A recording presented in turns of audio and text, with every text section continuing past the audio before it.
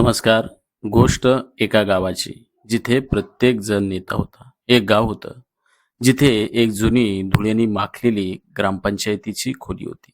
एकेकाळी तिथं वाचनालय होतं, जिथे ज्ञानाचा दिवा तेवत असे. पण आता तिथे फक्त अंधार आणि कोळ्यांची जाळी होती. गावातले तरुण नोकरीसाठी शहरात जात होते आणि मुलांचा ओढा मोबाईलकडे वाढला होता. एके दिवशी शाळेतील 8वीत शिकणारी रिया तिच्या मित्रमैत्रिणीसोबत त्या खोलीबाहेर खेळत होती. सहजच तिने आत डोकावून पाहिलं आणि तिला जुन्या पुस्तकांचा ढिगारा दिसला. तिच्या मनात एक विचार आला, आपण हे वाचनालय पुन्हा सुरू करू शकतो का? तिने हा विचार तिच्या वर्गातल्या मित्रमैत्रिणींना सांगितला. काहींनी तिची खिल्ली उडवली, पण 4-5 जणांना तिची कल्पना आवडली. त्यांनी ठरवलं काहीतरी करायचंच. हा होता नेतृत्वाचा पहिला अंकुर, एका छोट्याशा कल्पनेतून जन्माला आलेला. होय मित्रांनो, नेतृत्व म्हणजे आपल्या कृतीमधून इतरांना उजळवणं. मग तुम्ही कोणत्या वयाचे, व्यवसायाचे किंवा क्षेत्राचे असो. मग विद्यार्थ्यांमधील नेतृत्वाची पहिली ठिणगी रिया आणि तिच्या मित्रांनी सुरुवात केली आणि त्यांनी गट बनवलं. एका गटाने आज जाऊन पुस्तकांची वर्गवारी करायची ठरवले, तर दुसऱ्या गटानं खोली स्वच्छ करण्याची जबाबदारी घेतली. त्यांनी नेता ही भूमिका फिरवत ठेवली. आज रिया सूचना देत होती, तर उद्या समीर कामाचे नियोजन करत होता.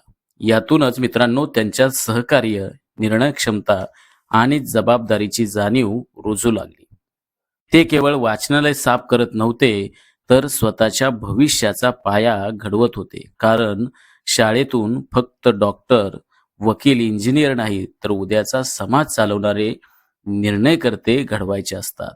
मग मुलांचा उत्साह पाहून त्यांचे जोशी गुरुजी तिथे आले. त्यांनी मुलांना ओरडण्याऐवजी त्यांच्या पाठीवरती शाबासकीची, कौतुकाची थाप दिली.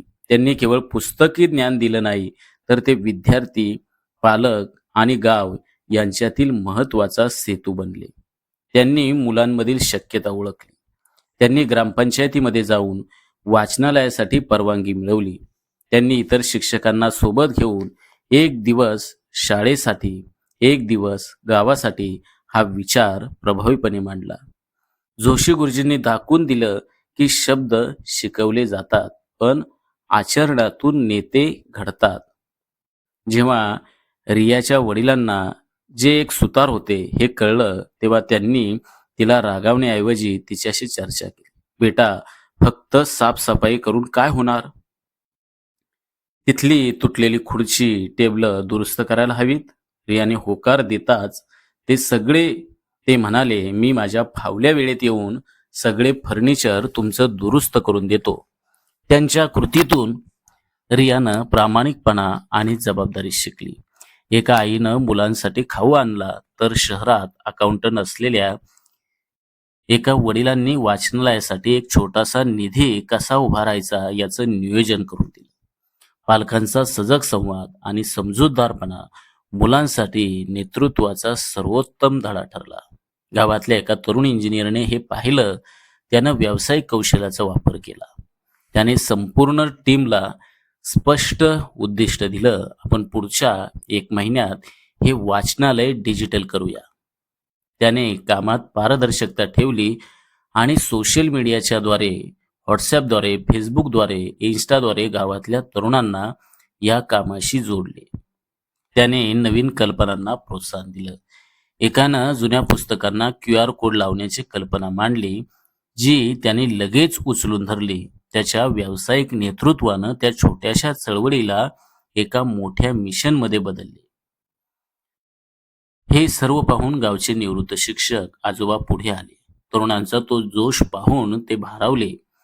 त्यांनी मुलांना वाचनालयाचा इतिहास सांगितला, गावातून देणगी कशी गोळा करायची याचे अनुभवसिद्ध मार्ग सांगितले. त्यांच्या मार्गदर्शनाखाली मुलांनी गावातल्या प्रत्येक घरातून एक पुस्तक आणि ₹1 गोळा केला. आजोबांच्या अनुभवानं आणि मुलांच्या जोशानं एक जादू घडवली. ते वाचनालय आता फक्त एक खोली नव्हती, तर ते गावाच्या हृदयच खऱ्या अर्थानं बनलं होतं. ज्येष्ठांचा अनुभव आणि तरुणांचा जोश यांचा संगमच खरं नेतृत्व घडवतो. त्या काळात एका व्यक्तीनं नेतृत्व केलं नाही, रियाच्या कल्पनेनं सुरुवात झाली. शिक्षकांनी मार्ग दाखवला, पालकांनी अगदी घट्ट बळ दिलं, व्यावसायिकानं गती दिली आणि ज्येष्ठांनी त्यांना स्थैर्य दिलं. नेतृत्व म्हणजे वय, पदवी किंवा हुद्दा नाही, तर ती एक दृष्टी आहे, कृती आणि जबाबदारीची वृत्ती आहे. ज्या समाजात विद्यार्थी, शिक्षक, पालक, व्यावसायिक आणि ज्येष्ठ नागरिक ही नेतृत्वाची माळ एकत्र गुंततात, तो समाज केवळ टिकत नाही, तर तो यशाच्या शिखरावरती पोचतो.